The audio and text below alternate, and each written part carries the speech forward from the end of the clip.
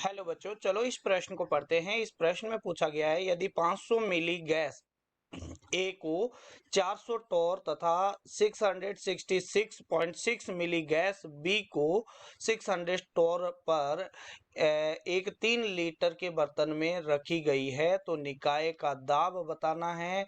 कौन सा होगा? यहाँ पर 4 ऑप्शन दिए गए हैं। तो चलो सबसे पहले हम इस प्रश्न की मुख्य अवधारणा को देखते हैं। तो मुख्य अवधारणा के अंदर हमारे पास में सबसे पहले इस प्रश्न को समझते हैं। तो यहाँ पर इस बर्तन के अंदर ये वाला बर्तन ए है, इसमें गैस ए भरी गई है, जिसका आयतन है वो आपके पास में इसका P1 दाब दिया गया है, वो दिया गया है 400 टोर, और इसका बर्तन का आयतन है वो दिया गया है 500 ml।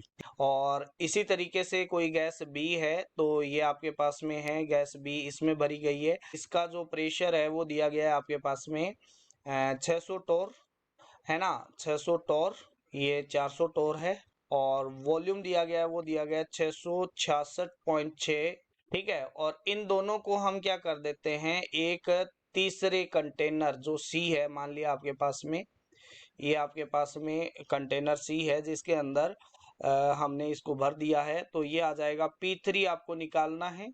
और इसका जो वॉल्यूम दिया गया है वो आपको दिया गया है कितना, वो दिया गया है 3000 ml दिया गया है। 3 लीटर को हमने मिलीलीटर में परिवर्तित कर लिया है। ठीक है, तो यहाँ पर हमारे पास में आ जाता है कि बॉयल के नियमानुसार, बॉयल के नियम से, ठीक है, ताप क्या है, नियत है। यहाँ पर ताप क्या है, नियत है, ताप नियत है।